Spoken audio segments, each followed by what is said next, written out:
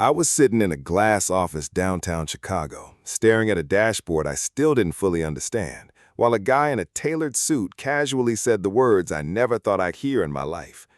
We can scale this to $1 billion company. A billion? I remember laughing a little, like my brain needed to reject what it just heard. Because just a few years earlier, I was working late shifts at a mid-tier hotel, fixing broken AC units and resetting routers while guests yelled at me for Wi-Fi that sucked. And now I was here, being talked to like I was some kind of tech founder. My phone buzzed on the table, a notification from one of our first paying clients. System crashed again. Guests are furious. I didn't even flinch. A few years ago, that message would have ruined my whole week. Now it barely registered. The investor noticed me looking at it. "You still deal with support tickets personally?" he asked. I shrugged. Old habits. He smirked like that was cute, but it wasn't cute. It was survival. Because none of this started with investors or dashboards or meetings in glass buildings. It started in a hotel basement at 2:13 a.m. Let me back up.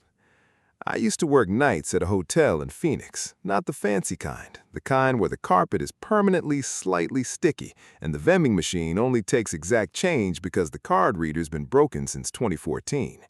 My job was simple: fix whatever broke. Wi-Fi down? Me. TV remote not working? Me. Guests screaming because Netflix won't load? Also me. Most nights were the same. Quiet boredom followed by random chaos. And honestly, I didn't hate it. It paid the bills. Barely. But one night changed everything. It was around 2 a.m. when the front desk called me down. Wi-Fi is dead in the entire West Wing. I grabbed my toolkit and went down to the server closet. Hot, loud, smelling like burnt dust and regret. And that's when I noticed something weird. The router wasn't broken. It was overloaded. Again. For the third time that month. Same issue, same fix, same complaints. As I sat there rebooting the system, I started noticing something the hotel clearly didn't care about. Guests didn't complain about rooms. They didn't complain about beds. They didn't even complain about price. They complained about connection. Wi-Fi was the new electricity. Nobody noticed it when it worked. Everyone lost their mind when it didn't. That night, while I was waiting for the system to reboot, I opened my phone and started reading. Hotels, Wi-Fi systems, guest networks, and that's when I saw something that made me pause. Most hotels were still using outdated setups, cheap routers, bad coverage, no prioritization, no analytics, just chaos. And somehow guests expected it to just work.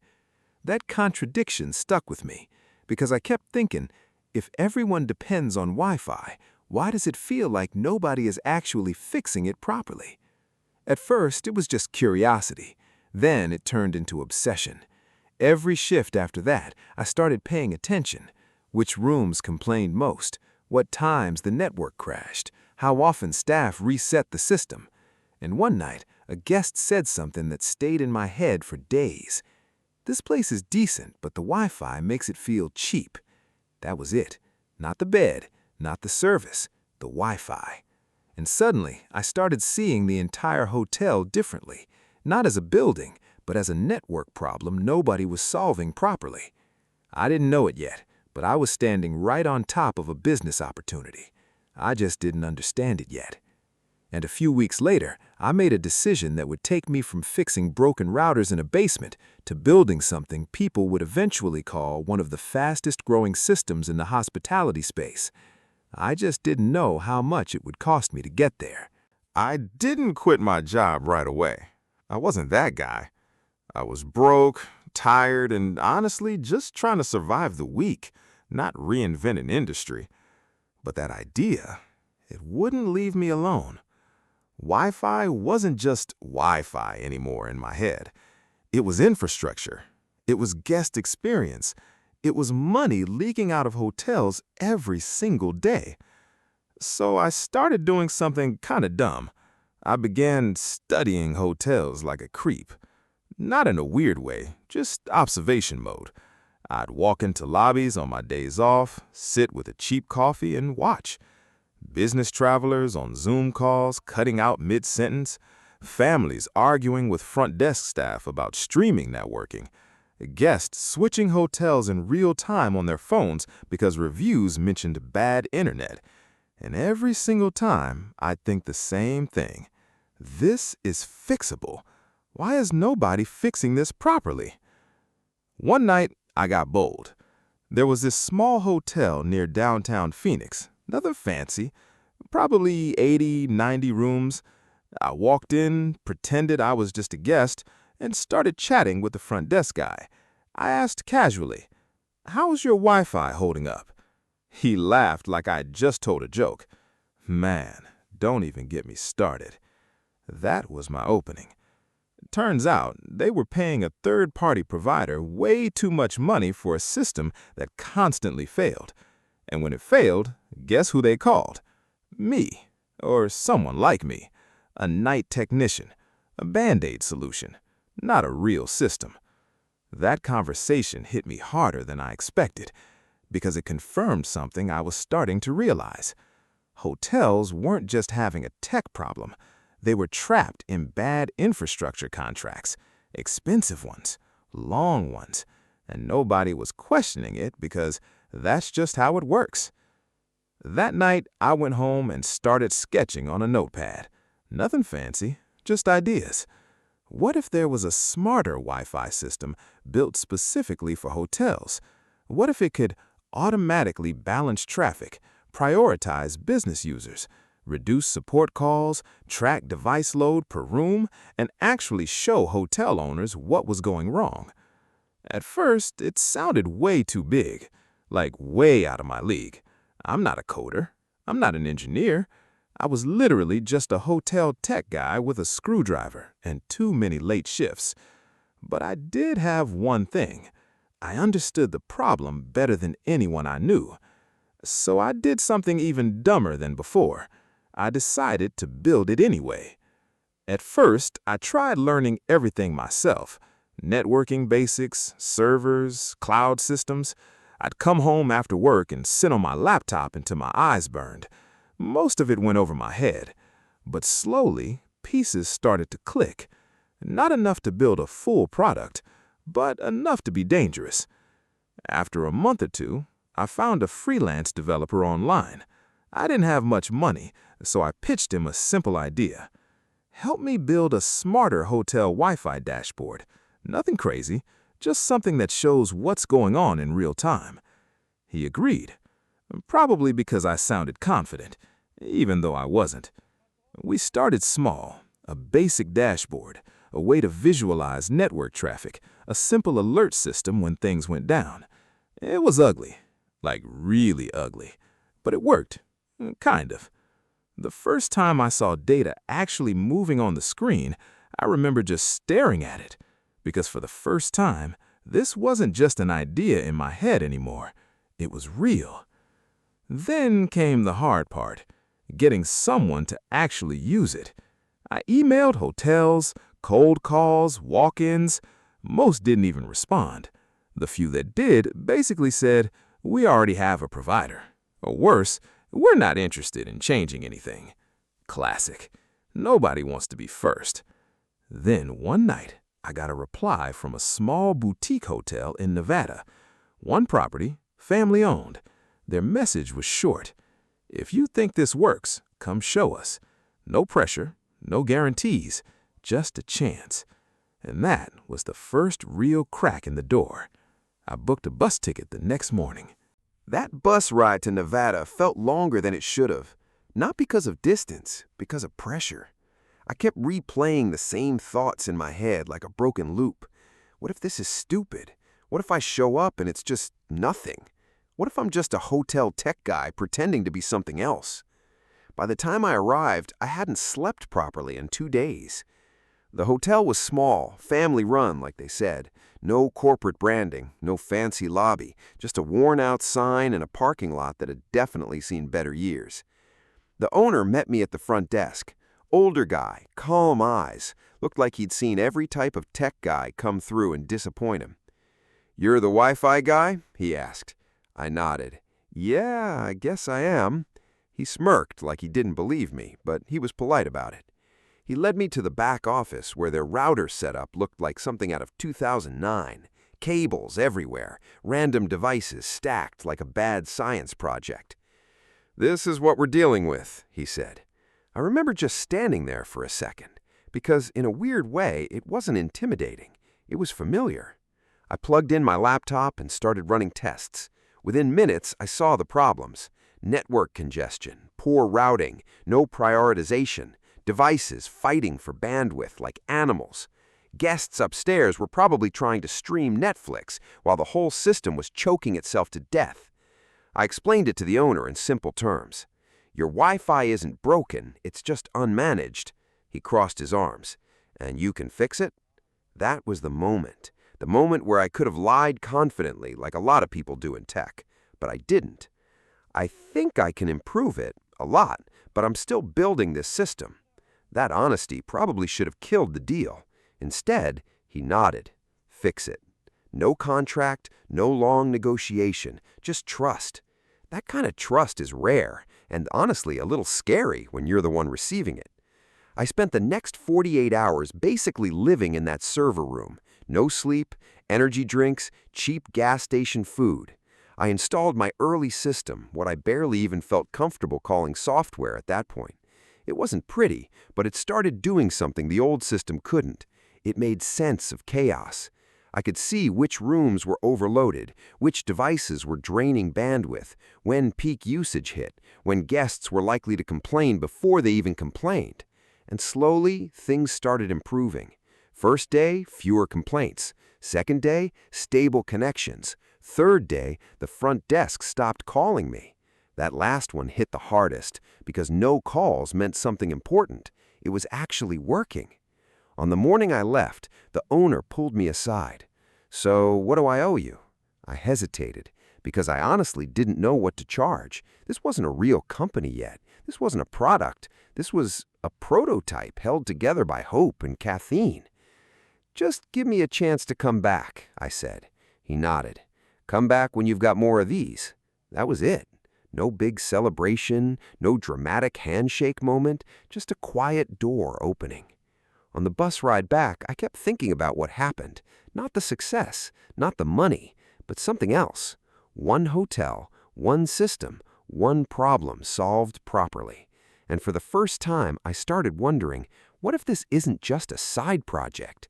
Because if one small hotel could see improvement this fast, then maybe I wasn't just fixing Wi-Fi. Maybe I was fixing something much bigger. And I had no idea that the next step would force me to leave my job completely. I should have gone back to work the next day like nothing happened. That would have been the normal thing to do. Clock in, fix routers, deal with angry guests, repeat. But I didn't, because something had shifted in my head on that bus ride back. Not excitement exactly, more like certainty mixed with panic. Like I'd seen a door slightly open and I couldn't unsee it anymore. That first hotel kept running in my head, not because it was perfect, but because it was fixable. And more importantly, because the owner actually noticed the difference. So I did something stupid again. I asked for time off. A few days. That turned into a week. That week turned into me barely showing up mentally at my job, even when I was physically there. I started spending every spare hour improving what I had built. The freelancer helped a bit, but mostly it was still duct tape engineering. I test things at night, break things, fix them, break them again, then fix them slightly less badly. It wasn't glamorous. It was messy as hell. But slowly, the system started to feel less like a project and more like something real. Then came the problem I didn't expect. Money, or more accurately, lack of it. Because building software sounds cool until you realize servers cost money, freelancers cost money, and time costs even more money than anything else. I was still working my hotel job, but every dollar was already stretched thin. So I started doing something even more reckless. I started charging. The Nevada hotel was my first paid deal. Not much, way too little, honestly, but it wasn't about the amount. It was about validation. They said yes. Then something interesting happened. The owner actually referred me to another property, then another. Not big hotels, small ones. independent ones, places that were tired of paying overpriced vendors for systems that didn't even work properly. And every time I installed my system, I noticed the same pattern. At first, people were skeptical. Then things improved quietly. Then the complaints disappeared. Then suddenly, I wasn't the Wi-Fi guy anymore. I was the guy who fixes Wi-Fi. Small difference, big shift. But I was still living a double life. Day job at the hotel, night job building this system, and I was starting to burn out, badly. I remember one night sitting in my car in the hotel parking lot after a shift, just not moving. Engine off, hands on the steering wheel, staring at nothing. Because I was doing something I didn't want to admit out loud. I was starting to fail at both. My job performance was slipping, and my side project wasn't growing fast enough to replace it.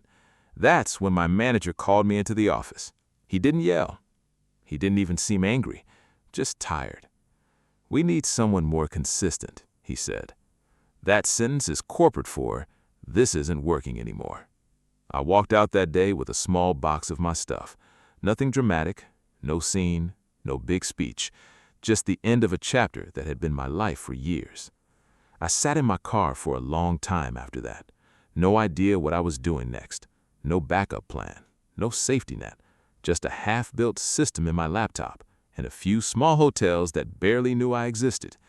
I remember thinking, well, I guess there's no going back now. That night, I didn't celebrate. I didn't feel free. I just felt exposed, because now it wasn't a side project anymore. It was the only thing I had, and I had no idea if it was actually going to work. The first thing I did after losing my job wasn't inspirational. I didn't grind harder. I didn't suddenly become super disciplined. I panicked, badly. I had maybe a few weeks of savings left, a laptop that was barely holding together, and a growing list of hotels that expected me to keep the system running. Except now, there was no job paying my rent in the background. So yeah, no pressure. I remember sitting in my tiny apartment at 3 a.m., refreshing my bank account like it was going to magically change. It didn't, but something else was changing. For the first time, I had no safety net messing with my decisions. No, I'll work on this after my shift. No, maybe next weekend. It was just me and this thing I built. And weirdly, that clarity made me dangerous. I stopped treating it like a side project. I started treating it like a real company, even if it didn't look like one yet. I emailed every hotel I had ever contacted, follow-ups, cold outreach, random leads I found online. Most ignored me. Some said, maybe later. A few said, stop emailing us. Classic. But I also started getting something new. Small yeses, tiny properties, independent hotels that were desperate enough to try something different. And every time I installed the system, I improved it. Not in big, flashy updates. Small stuff. Faster load times, cleaner dashboard, better alerts, less tech jargon, more plain English. Because I realized something important. Hotel managers don't care about technology. They care about not getting screamed at by guests. That's it. Once I understood that, everything changed. I stopped selling Wi-Fi optimization. I started selling fewer complaints. And that line alone started closing deals I had no business closing. Within a few months, I had maybe a dozen small hotels using the system. Still not enough to call it a company, but enough to see patterns. And the patterns were getting interesting. Hotels weren't just struggling with Wi-Fi, they were struggling with visibility. They had no idea what was actually happening on their networks. They were basically flying blind. And I kept thinking, if I can show them what's happening, I can control the outcome.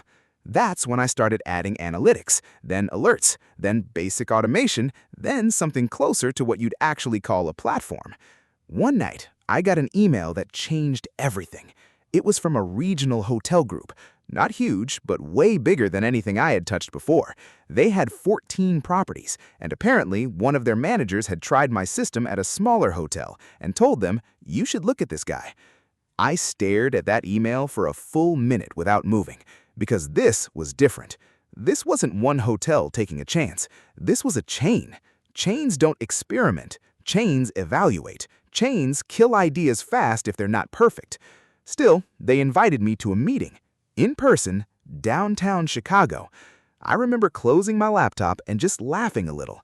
because suddenly everything I had been building in isolation was about to get judged in a room of people who didn't care about my story, only results. And I had no idea if what I built was good enough yet. The Chicago meeting felt like walking into a different universe. Glass buildings, clean suits, people who looked like they had never rebooted a router in their life. And me, still carrying that same mental baggage from hotel basements and late-night fixes. The hotel group had sent 5 people: operations, finance, IT, and 2 guys who barely spoke but took notes like their job depended on it. They didn't do small talk for long.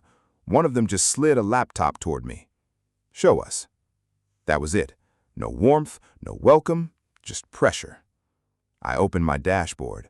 For a second, I almost blacked out from stress. Not literally, but you know that feeling when your brain suddenly becomes hyper-aware of every possible way things could go wrong?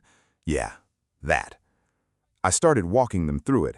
Real-time network visibility, room-by-room bandwidth tracking, automatic alerts before guest complaints happen, patterns of peak usage, which properties were underperforming and why. At first, nobody reacted, just blank faces, which is honestly worse than a negative reaction. At least anger means they're engaged. Silence means they're deciding whether you're even worth listening to. Then, one of the finance guys finally spoke. "How is this different from our current provider?" I paused, because that was the question. The whole business lived or died on that answer. And I said something simple. Your current system tells you when something breaks. This tells you before it breaks. Still silence. Then the operations guy leaned forward. "You're saying you can reduce guest complaints?" I nodded. "Yeah, because most complaints don't come out of nowhere. They build up. You just don't see it happening." That hit differently. I could tell.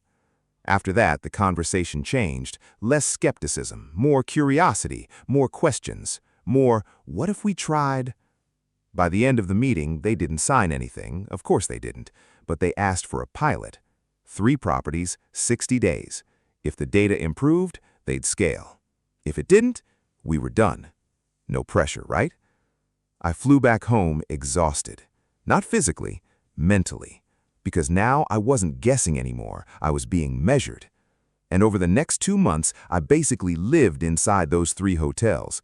Every alert, every spike, every complaint, every fix. I improved the system daily, sometimes hourly. It stopped being software, it became survival. And slowly, the numbers started shifting. Fewer complaints, faster response times, better guest reviews mentioning reliable Wi-Fi. Which sounds boring, but in hotel world, that's gold. Then came the final report, the one that decides everything. They compared before and after data across all 3 properties, and when I saw the results, I just sat there staring at the screen.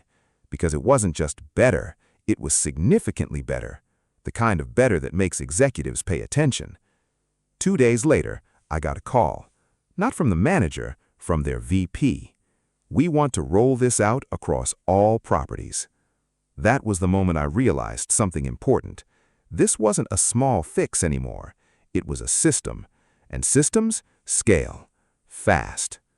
But I also didn't realize just how quickly scaling could turn into something I wasn't ready for. Because success doesn't just create growth. It creates pressure you can't ignore. The Chicago meeting felt like walking into a different universe. Glass buildings, clean suits, people who looked like they had never rebooted a router in their life. And me, still carrying that same mental baggage from hotel basements and late-night fixes. The hotel group had sent 5 people: operations, finance, IT, and 2 guys who barely spoke but took notes like their job depended on it. They didn't do small talk for long. One of them just slid a laptop toward me. "Show us." That was it. No warmth, no welcome, just pressure. I opened my dashboard. For a second, I almost blacked out from stress. Not literally, but you know that feeling when your brain suddenly becomes hyper-aware of every possible way things could go wrong? Yeah, that. I started walking them through it. Real-time network visibility, room-by-room bandwidth tracking, automatic alerts before guest complaints happen, patterns of peak usage, which properties were underperforming and why. At first, nobody reacted, just blank faces, which is honestly worse than a negative reaction. At least anger means they're engaged. Silence means they're deciding whether you're even worth listening to. Then one of the finance guys finally spoke. "How is this different from our current provider gives us?" I paused, because that was the question. The whole business lived or died on that answer. And I said something simple. Your current system tells you when something breaks. This tells you before it breaks. Still silence. Then the operations guy leaned forward. "You're saying you can reduce guest complaints?" I nodded. "Yeah, because most complaints don't come out of nowhere. They build up. You just don't see it happening." That hit differently, I could tell. After that, the conversation changed. Less skepticism, more curiosity, more questions, more, "What if we tried?" By the end of the meeting, they didn't sign anything. Of course they didn't, but they asked for a pilot. 3 properties, 60 days. If the data improved, they'd scale. If it didn't, we were done. No pressure, right? I flew back home exhausted. Not physically, mentally, because now I wasn't guessing anymore. I was being measured. And over the next 2 months, I basically lived inside those 3 hotels. Every alert, every spike, every complaint, every fix. I improved the system daily, sometimes hourly. It stopped being software. It became survival. And slowly, the numbers started shifting. Fewer complaints, faster response times, better guest reviews mentioning reliable Wi-Fi, which sounds boring, but in hotel world, that's gold. Then came the final report, the one that decides everything. They compared before and after data across all 3 properties. And when I saw the results, I just sat there staring at the screen. Because it wasn't just better, it was significantly better. The kind of better that makes executives pay attention. 2 days later, I got a call, not from the manager, from their VP. "We want to roll this out across all properties." That was the moment I realized something important. This wasn't a small fix anymore. It was a system, and systems scale fast. But I also didn't realize just yet how quickly scaling could turn into something I wasn't ready for. Because success doesn't just create growth, it creates pressure you can't ignore.